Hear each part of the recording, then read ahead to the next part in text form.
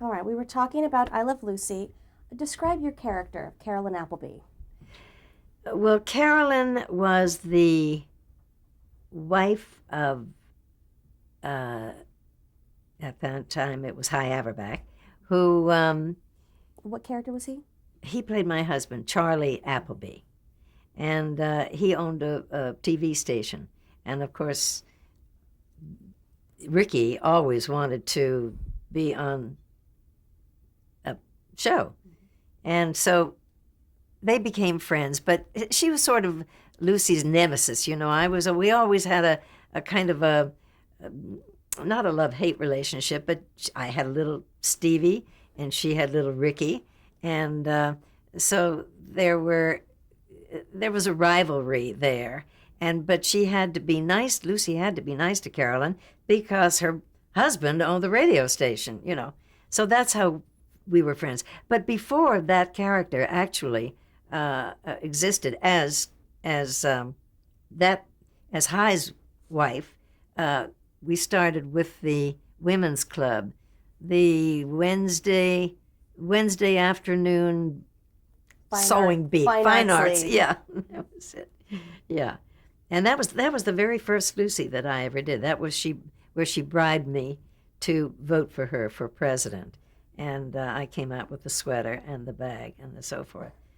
And And now your character in that episode was not Carolyn. It was a no, it different was name. Lillian Appleby, and then they changed it to Carolyn. I don't know why. I never knew why it was Lillian, and but they changed it because her school teacher's name was Carolyn Appleby, or maybe it was Lillian Appleby, and they just decided Carolyn would be nicer. So that's how it became Carolyn Appleby. Well, before we go on to those episodes you briefly touched on, let's talk about working with the main people on the set. First of all, with Lucy, what was she like to work with on the set? Well, Lucy, as I keep saying, was very nice to me because she really liked my work. And when you did that show, if Lucy liked you, if not just Lucy, but Desi as well, and the producers, the writers and directors. I mean, you did the show a lot, so she had her little stock company too. If if she didn't like you, or you made a mistake, or you fluffed, and there was one character who was a member of the women's club who never came back, she was taken over by someone else, and because she just didn't, she was nervous, in front of the audience because it was a very difficult show to work. It was challenging. It was we came in, we had 4 days of rehearsal, and well, I guess it was came in on a Monday and did the show on Thursday, so it was really 4 days, but and we rehearsed up until the time we did the show, and there were changes, constant changes. First we sat around the table, and then we did it and read it, and then the next day we were on our feet with script in hand, and then by afternoon, no scripts in hand, and then the third day you were blocking with the cameras, and then the fourth day it was blocking all day long, wardrobe and everything, and you did it that night, and there was no. I don't remember very much in the beginnings. No stop and go. If you made a mistake, um, yeah, no, they stopped you. They stopped, and then you went on. You picked up with a certain line. Um, as I say, there were no teleprompters, so that was difficult. And then after, they would ask the audience to stay and laugh in the same place they did before. So anyway, that's the way they did that. Well, you mentioned there were constant changes to the script Yeah. leading up to the final performance. How involved was Lucy with the writers in crafting those changes and in crafting the script? Well, I really don't. No, she trusted the writers implicitly, and they were very good writers. And Jess Oppenheimer and Madame Pugh and Bob Carroll, and then there were others that came later in the um, that here's Lucy and so forth, and Was she at all involved in any of the behind the scenes production aspects well, of the show? Desi was very involved with that, and also with directing. I mean, he learned from everybody. He was very, very active, and of course they were having a hard time then with their own lives. But I wasn't really terribly aware of that because I don't know, maybe because I was married and doing other shows. I was not doing just Lucy was not the only show. So I'd be well if I weren't in a scene, I'd go to my dressing room and either learn my lines further or learn lines for another show. That was Did you socialize at all with her off the set? not a lot, but we seemed to go to the same places in the springs for Palm Springs for vacation, and Vancouver and Banff and Hawaii. We would meet at different places. And then I did have a funny experience. We were going to a party at Seaman Jacobs' house, and Seaman was a writer, and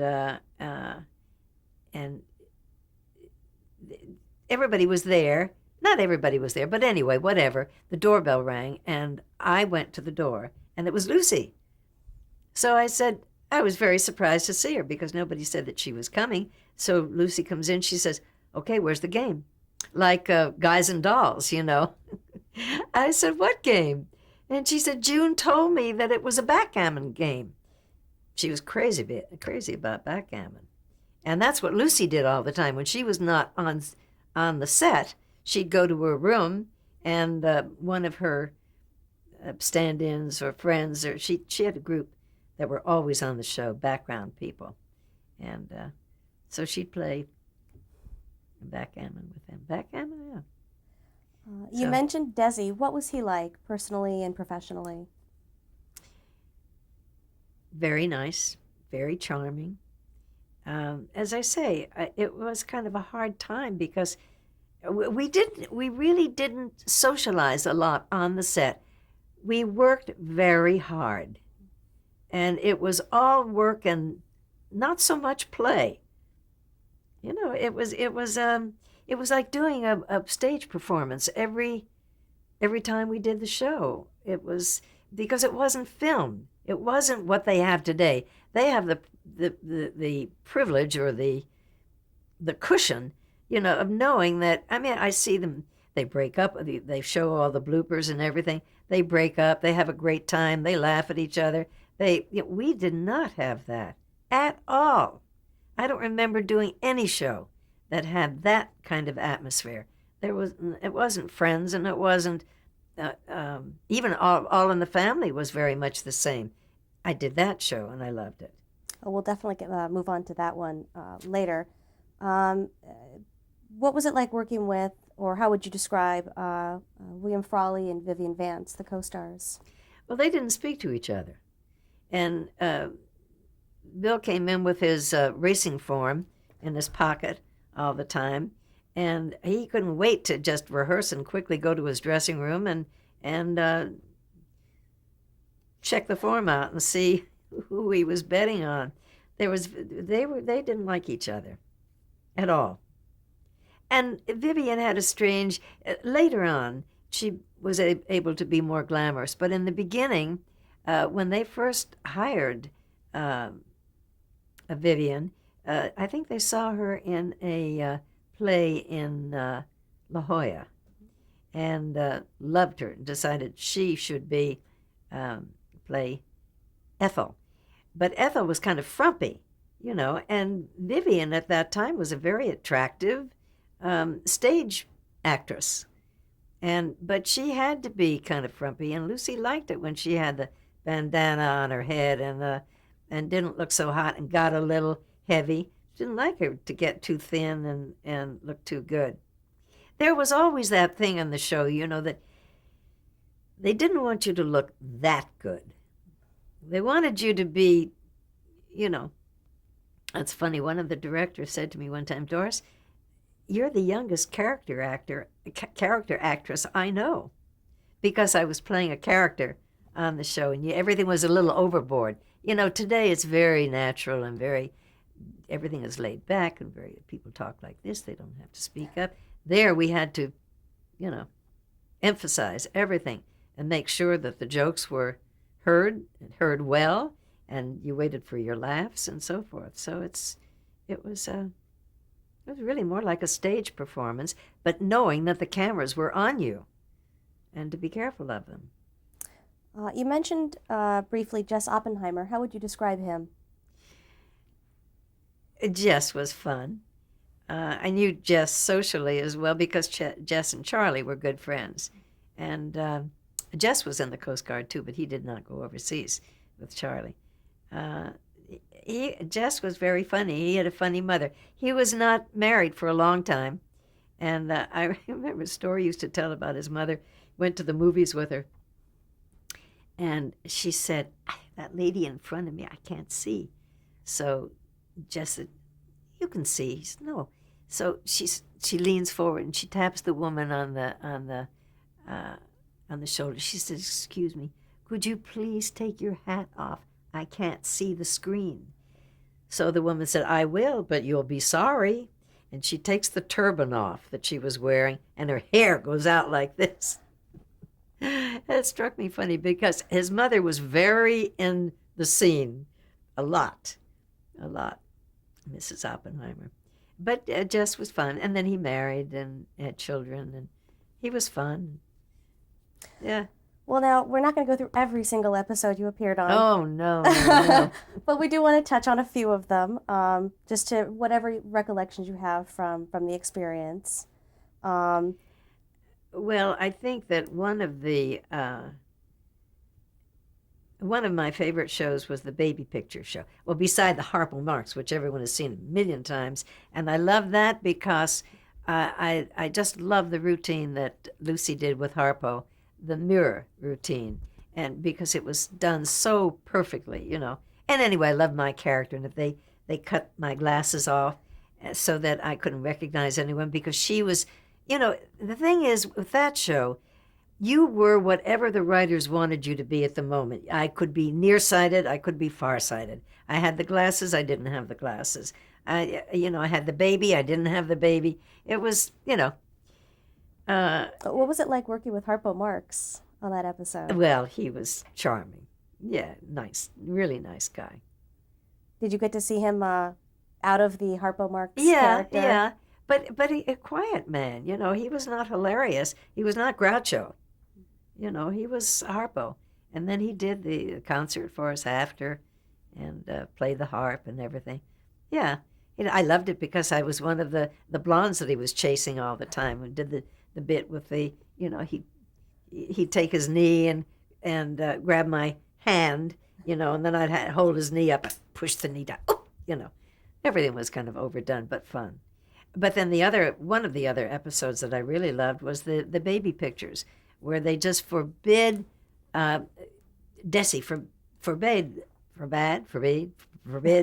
Lucy to bring out pictures of little Stevie, of little Nicky.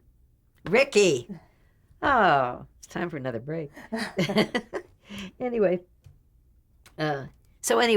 he said, don't do that. Don't bring out pictures no matter what. They're coming over. We'll have a nice evening, and I'm going to be, doing the show on his TV station. So, don't act up, Lucy. She said, oh, okay. So anyway, they come in, and the first thing they do is to bring out pictures of their baby. Stevie. They say, look, isn't he adorable? And Lucy is, beside herself and so forth. But anyway, that episode, most everybody knows. And the thing was that we didn't ever rehearse with children. During rehearsal, you had to rehearse with dolls. So in the second act, that's when Lucy can't stand it anymore, and she's so angry that they were not able to show the pictures of little Ricky, and she goes over and has little Ricky all dressed up, and she's all dressed up, and Ethel says, where are you going? She says, I'm paying a call on Carolyn. She said, well, it's pretty early in the morning, you're all dressed, and she said, that's okay. So anyway, they go, and I'm slouched in the, reading the paper, the hair's in a bandana, smoking a cigarette, I think, and which we did at that time because we were on for Philip Morris. And anyway, and the doorbell rings, and it's Lucy. And Carolyn says, Lucy says, it's not too early for you, Carolyn, is it? She says, no, no. She said, come right up. And she makes a beeline. She goes around that room, and there's everything. Oh, the child's toys are all over, and everything gets shoved into a closet. My bandana's falling off, and it was really funny. So, anyway, it went very well. But, as I said, we did not get to rehearse with the children. Dolls for the week. Then the day of the show came, and we got the babies. And so little Stevie's mother came to me, and she said, forget what his name was really, but anyway, say little Stevie. She said, he just got over mumps. And she said, he's been very cranky. So she said, so if he starts to cry, just play with him, just pick up a toy and just play with him, and he'll be okay. And I just looked at her, and I went to Lucy, and I said, Lucy, I think there's going to be a big problem. She said, what's the problem? And I said, well, little Stevie's mother just came to me and said he just got over mumps. And, just to play with him if he starts to cry. Lucy says, if that kid opens his mouth and says so much as, let's out, you drop him off your lap onto the floor, and we do the rest of the scene with him on the floor out of camera. So I said, okay, well, fortunately, he was okay. But it was really frightening, to get that kind of information. But she was funny. She said, just get rid of him. Lucy could be very tough. She was not all sweet and darling and Lucy-ish as she was on the show. So. Let's touch on another one. Lucy Tells the Truth. Oh, yeah. What was your part in that one? Again, Carolyn Appleby. What was Carolyn's role on that? What was she doing? Well, it was her house, and she had just redecorated the house. And Lucy, in the previous scene, they bet her that she could not tell the truth for 24 hours. And so she said, I could certainly do that. So they said, well, okay, we made a bet. So they bet she couldn't do it. So they went to Carolyn's house, and Vivian and Lucy came in, and they look at the apartment, and they're just appalled. And Carolyn is saying, I just redid it. Do you like it? And Vivian says, oh, yes, it's wonderful. And she says, oh, just a minute. So she leaves for a minute, and Vivian says, what do you think about this? And Lucy says, oh, it's like a nightmare after you have too much Chinese food. So anyway, Lucy comes back in. She says, Lucy, tell me, what do you think of my new apartment? How do you like the way I furnished it? And Lucy says, oh. And then she looks at Vivian because she knows she has to tell the truth. And Vivian says, tell her what you said. Tell her what you told me. What did you think about it? And she said, oh, I said it was like a dream. And she says, that's not what you said, Lucy. Lucy said, okay, I said it was like a Chinese nightmare after a bad Chinese meal, something like that. So anyway, then Marion Strong comes in, and Shirley played Marion. And so anyway, they alert her to the thing. So then we ask her the questions. We each ask her, Lucy, how old are you? What color was your hair before you started dyeing it? How much do you weigh? So then she has to tell the truth. Then they sit down and they play bridge. So that was the essence of that. That was a fun show. It was not my favorite, but it was fun. How about one with a well-known guest star, The Dancing Star, with Van Johnson? Oh, that was Van Johnson. Well, that was sort of at the same time as the Harpo episode. That was when Carolyn came to California to see all the stars that Lucy had always talked about. She knew them all, So first was Harpo, and that was when she put on all the the masks and everything, and came in as the different Gary Cooper and Clark Gable and all of them. And then with Van Johnson, I think she met him in the elevator, and she said, oh, they were in the hotel. That was it. And he had a dancing partner, and so they used to go down there, and they would see him do the routine, and Lucy's, I can do that. I can do everything, you know.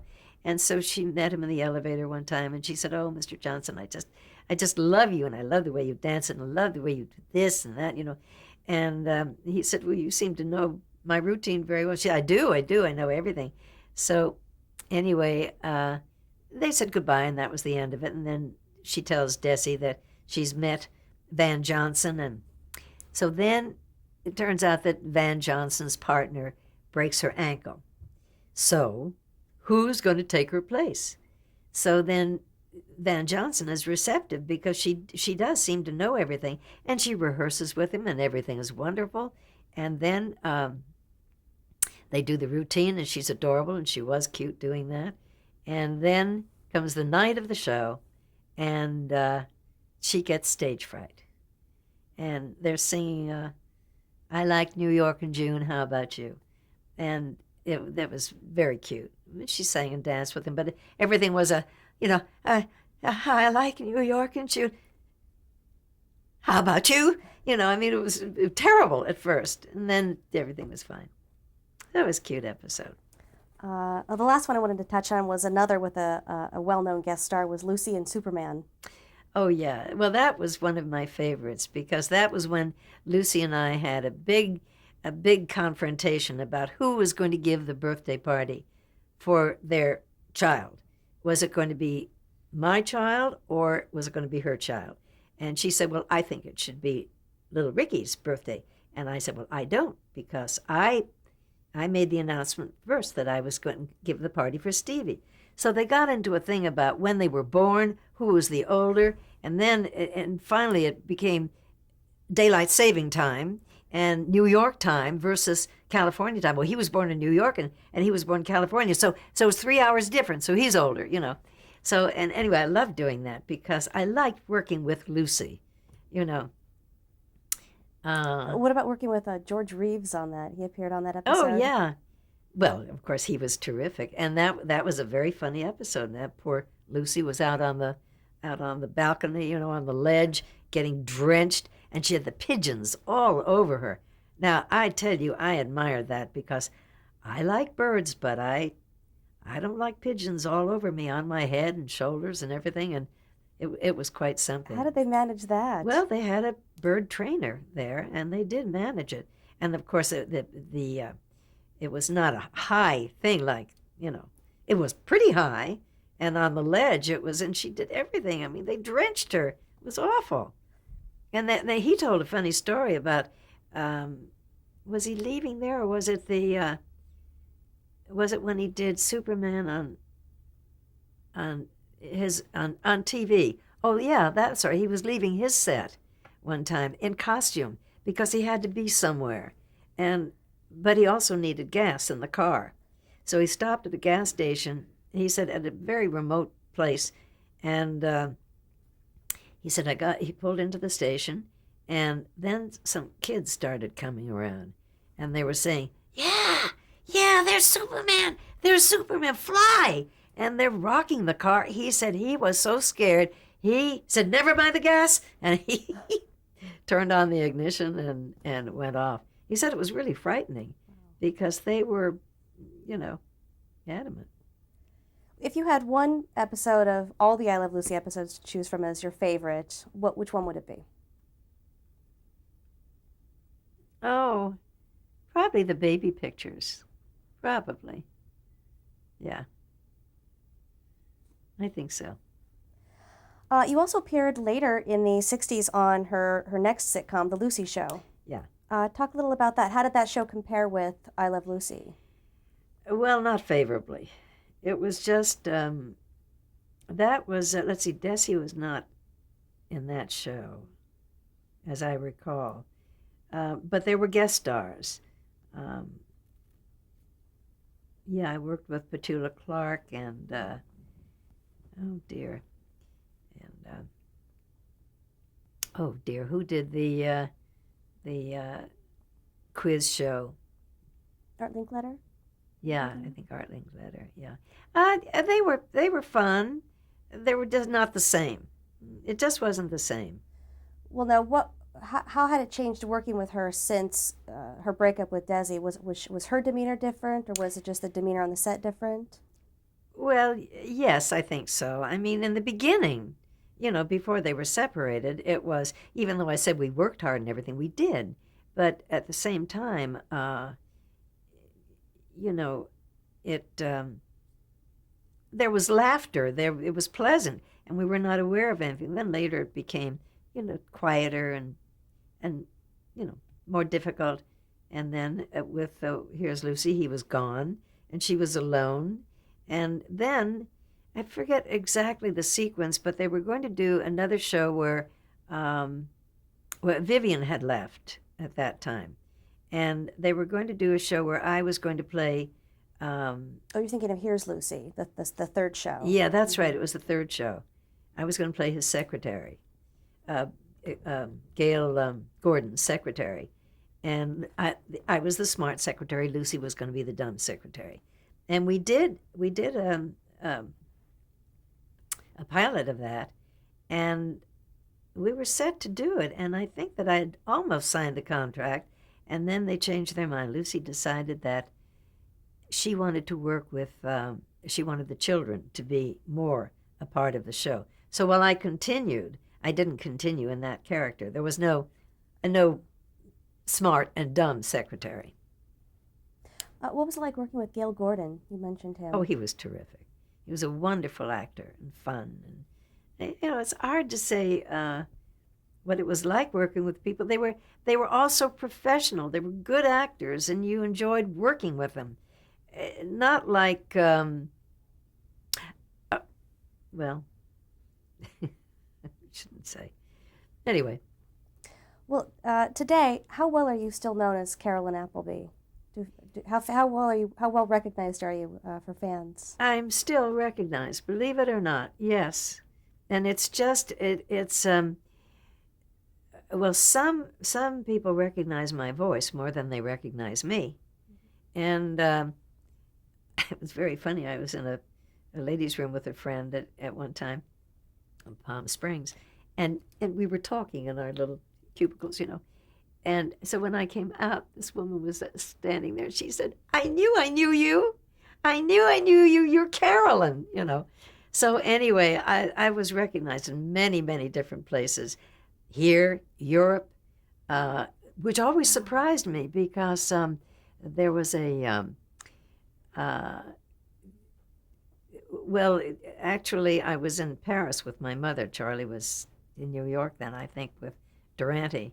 And so anyway, we were at a restaurant, and this man came over and he said, "Excuse me, are you from San Francisco?" And I said, "No." And he said, "Oh, my wife said that she thought that she recognized you." So I said, "No, I'm sorry, I'm not." So he went back. Then he comes back a couple of minutes later. She says she knows you. And I said, "Well, I don't know her." And I said, "Well, is she a Lucy fan?" And he said, "Yes." So then he goes back and he tells her, and then she waves.